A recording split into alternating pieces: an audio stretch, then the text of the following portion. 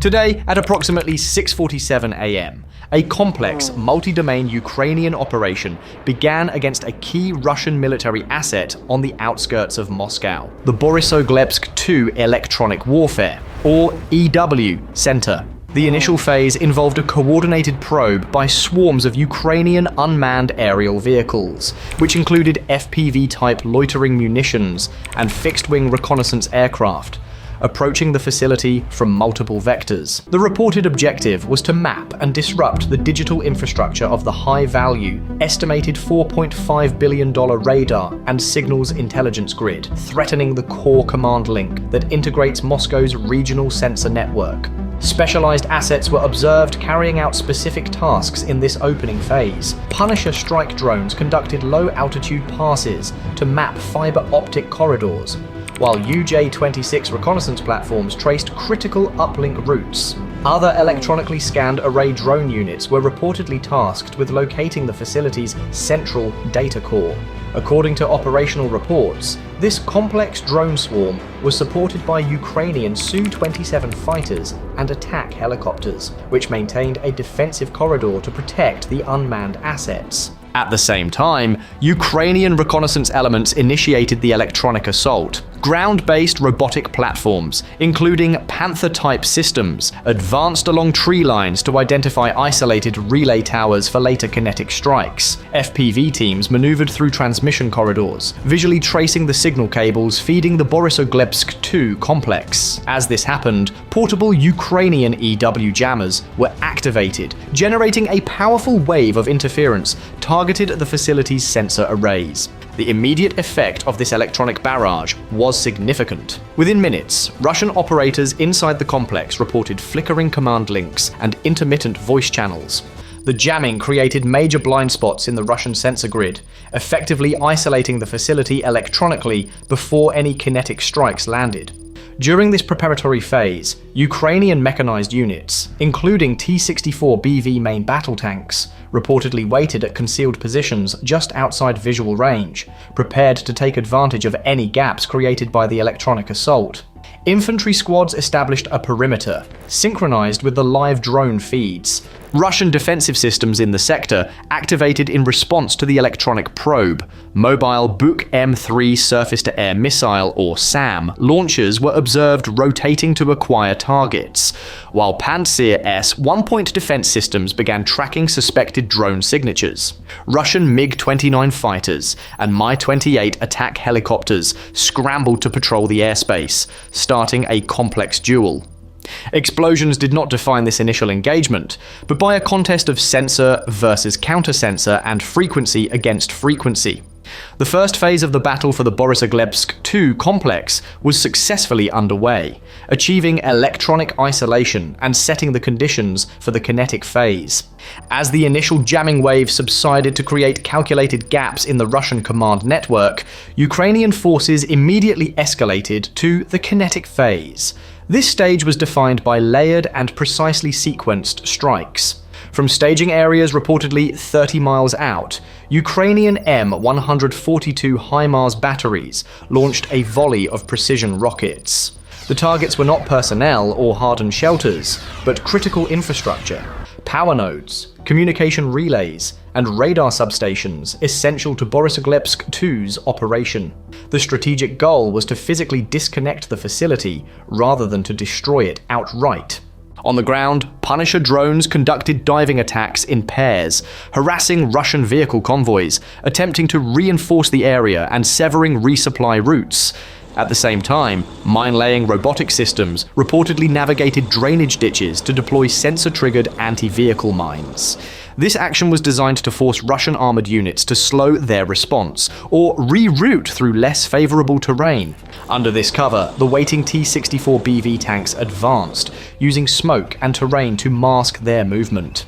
These tanks also acted as mobile signal hubs, relaying targeting coordinates to the next wave of FPV drones.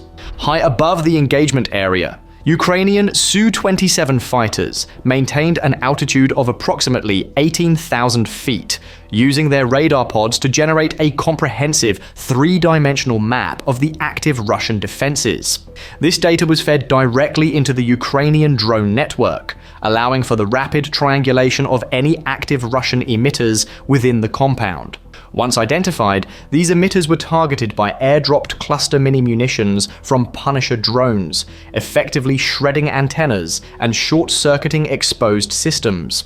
Russia countered with its own high-end assets. Satellite feeds registered the thermal signature of Iskander tactical ballistic missile launchers activating, though their following launches appeared aimed at warning or suppressing Ukrainian launch sites rather than striking the complex itself. The airspace became a dense storm of signals as Russian Zala reconnaissance drones and Lancet loitering munitions were deployed from hidden pads to hunt for the Ukrainian control vans. Deeper within the Russian lines, Zytel R-330 Zhich ECM systems, a ground-based communications jammer, began spinning up, attempting to project concentric waves of interference to break Ukrainian data links. Despite this robust countermeasure, Ukrainian forces appeared to maintain the initiative. Their jammers reportedly shifted frequencies at a rate that outpaced Russian automated countermeasures.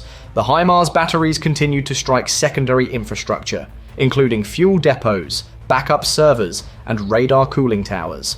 Within approximately 30 minutes of this phase beginning, the electronic output of the Borisoglepsk II complex was assessed to have dimmed by over 50%, leaving a battlefield littered with burning transmitters and collapsed masts. Following the primary kinetic strikes, the engagement shifted almost entirely into the electronic spectrum. This phase was defined by sophisticated deception operations designed to cripple Russian situational awareness.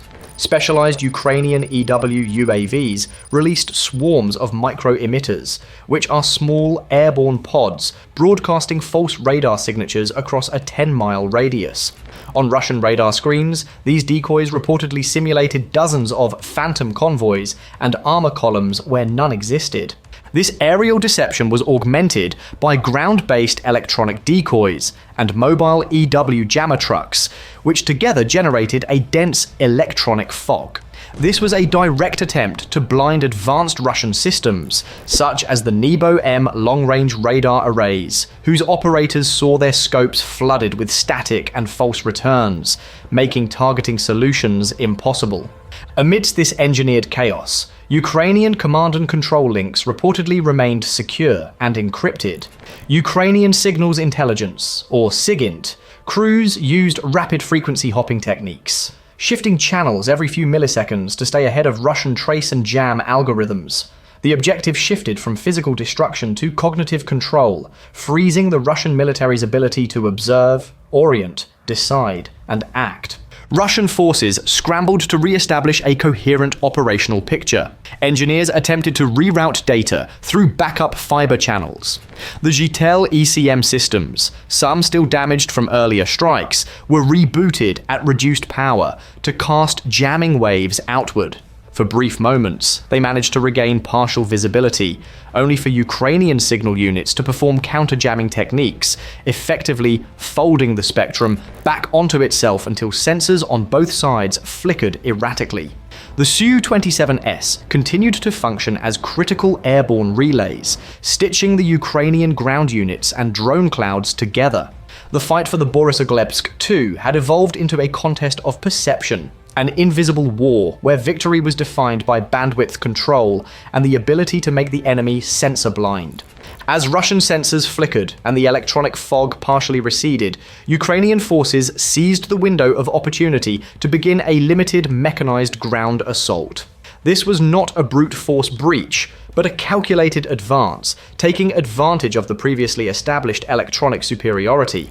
T-64 BV tanks advanced in a low-profile spear formation, navigating routes that had been pre-scouted by drones and robotic ground scouts. Dismounted infantry squads moved in close support, using the gaps in sensor coverage that the jammers had created. Remote systems maintained pressure on Russian supply nodes. From standoff distances, HIMARS and self-propelled artillery units delivered precision fire, shaping the engagement by suppressing hardened Russian emplacements and interdicting resupply lanes. The emphasis remained surgical and staged. First degrade, then isolate, and finally occupy key service nodes of the EW complex. Russian defenders responded with localized, hardened defenses. T-90M tank crews established static positions, while Mi-28 helicopters circled at low altitude to deny easy avenues of approach. Russian forces launched small, disciplined counterattacks against the Ukrainian flanks, attempting to funnel the attackers into prepared kill zones. These probes were met with coordinated Ukrainian fire and rapid repositioning. Meanwhile, Russian Zhitel ECM vans and other mobile jamming stations strained to restore a coherent command network. Operators were observed rerouting signals, patching fiber splices, and activating short-range repeaters where primary links had been severed. The engagement resembled a layered chess match, where every physical maneuver was mirrored by an electronic countermove. The visible effects of this phase were stark but controlled. Collapsed antenna farms, darkened relay shelters, and several destroyed communications trucks. By the time Ukrainian engineers consolidated forward positions, the Borisoglepsk II's outer ring had been functionally gutted of reliable routing and local commandability. The operation did not seek to annihilate the garrison, but to systematically unmake the system, one link at a time, leaving Russian forces reliant on makeshift networks. The successful breach and degradation of the Borisoglepsk II complex caused cascading failures that rippled far beyond the immediate battlefield. The disruption of this primary routing hub had profound implications for the air defense architecture around Moscow. Overlapping air defense umbrellas, once seamless, now required immediate reconfiguration. SAM batteries were reportedly pulled from scheduled footprints and repositioned dozens of miles to plug the new, perceived gaps in coverage. Logistical operations slowed significantly.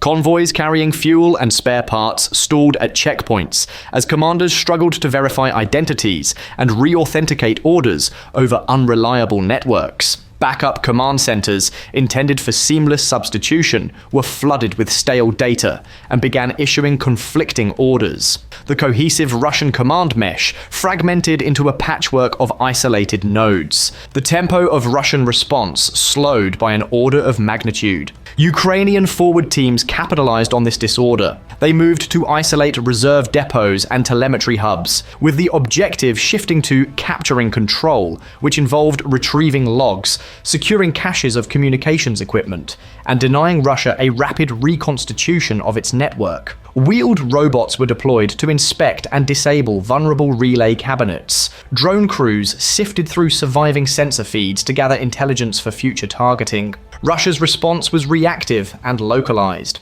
MiG-29 fighters and Pantsir batteries were rerouted into tighter bubbles, creating heavily defended local zones, but leaving other sectors exposed. Command nodes were forced to go mobile, relying on makeshift vans and hastily erected relay masts to stitch together a new operational picture. This improvisation carried significant costs, reducing assets available for proactive defense and lengthening the chain of command. Throughout the operation, humanitarian considerations were reportedly observed. Medical teams remained on standby along cleared corridors, and Ukrainian units broadcasted safe passage notices where feasible. Strategically, the operation demonstrated that disrupting a critical system node can be as decisive as destroying a frontline unit. The key question remains whether Russia's rebuilt network can ever regain its former fluidity, or if this cascade of non-lethal and precision shocks has permanently altered Russia's defensive posture around Moscow.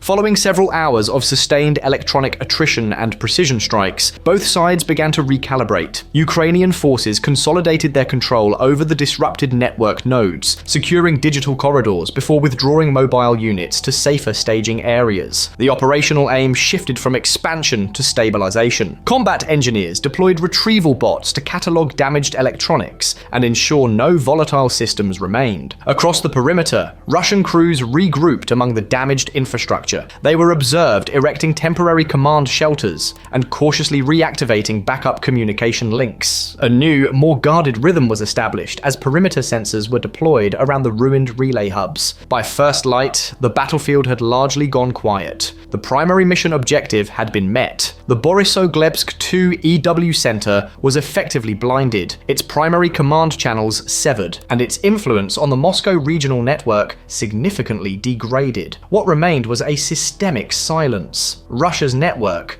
valued at over $4.5 billion, must now be rebuilt from fragments, a process assessed to be significantly slower and costlier, permanently degrading the coherence of its regional defense.